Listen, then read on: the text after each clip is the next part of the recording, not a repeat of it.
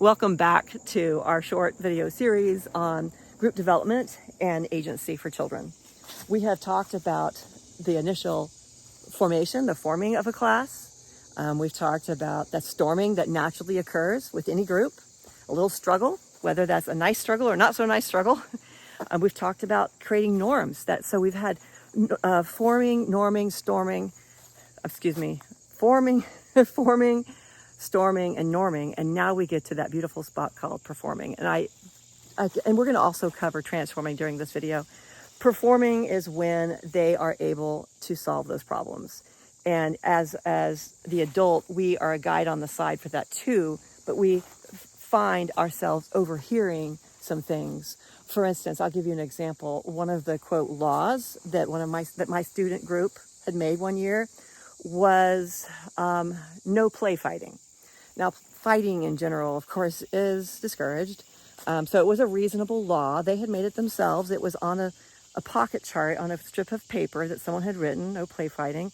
That had been submitted from a citizen. The Congress had chosen that one to send on to the president or the vice president. They had initialed that little strip of paper. It was about, it was about 11 inches long because I just cut up typing paper into strips and they would write their laws on that. And they put it in a pocket chart. Anyway, so we had this pocket chart in the classroom. There were times I had it outside. This particular time it was in the classroom, and I'm eating my lunch, and I hear somebody say, no play fighting. And so they go up to the chart, and there's this argument, they go up to the chart and they're like, see, right there, it's our own law. And they're like, oh, okay. And that was it. I didn't do a thing. They were governing themselves. Now, you and I both know that as children get older, they don't adhere to rules so well, and they're going to challenge rules, and it's going to become very, very different in, say, third grade and beyond. I know one of our teachers had the same group of children that came through my class, eventually got to hers in fourth and fifth grade, and and they had countries too, but it looked completely different. They did some of the same things when they were outside making forts and kind of creating kind of boundaries and I suppose some laws, I don't know. But at one point they had a secession. They couldn't agree, and it was so volatile. It was so emotional that the teacher had to, on her own, go and look at what is a formal debate like. And she came back and taught her students the rules for formal debate, so that they could have a civilized conversation and make decisions, which they did. Somehow they solved it. I don't remember. But so, I'm saying they'll use these little laws, and that's true for those young children, but it will look different for older children. And of course, you get beyond fourth, fifth grade, and you're going to have a completely different situation as well. But anyway, that's what performing is. It's when they now are empowered. Again, it won't happen all the time, but you'll see parts of it.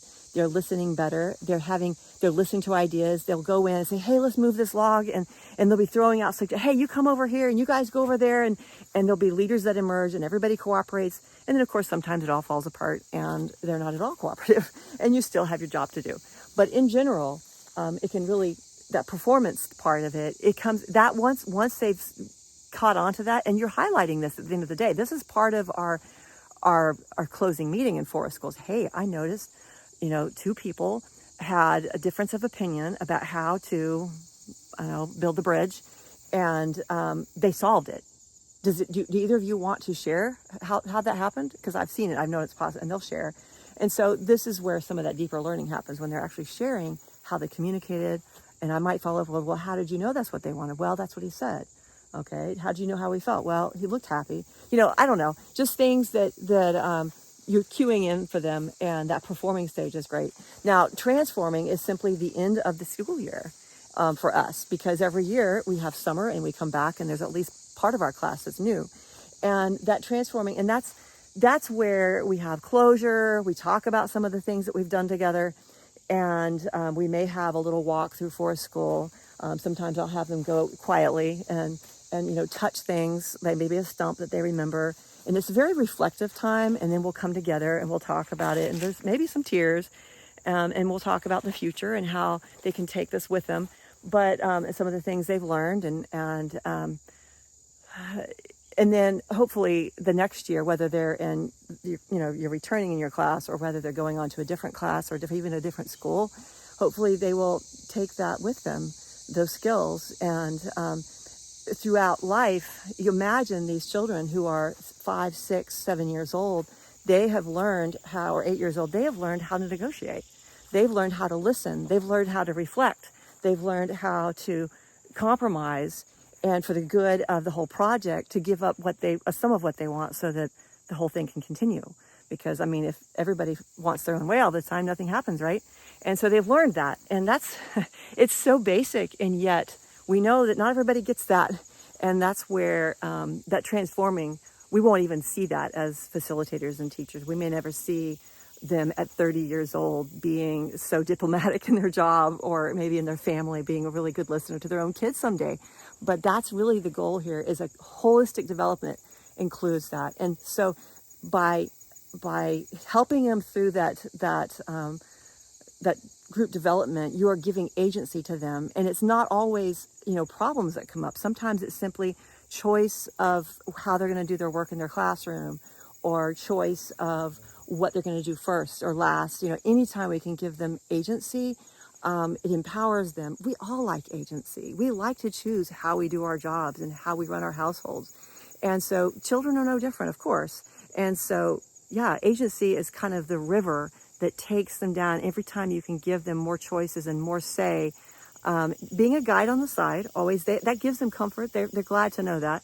And you do have to intervene sometimes, but just giving them that choice and giving them that agency and helping them work through these stages of group development puts them in a great spot. And it's really where the beauty of Forest School shines, if you know what to look for and you're watching it. And you compare your notes from the beginning of the year to the end of the year, where first they were storming and not able to work together, and people were stomping off and crying and all this. And now they're listening and they're doing projects together. And it's beautiful to see. So anyway, thank you for staying with me through this. I hope it's been beneficial. Remember that I'm sending, or in the comments of this video, or perhaps in another place, I will show you the books. This particularly one book that I really studied to learn this. And yeah, thank you, and have a wonderful day.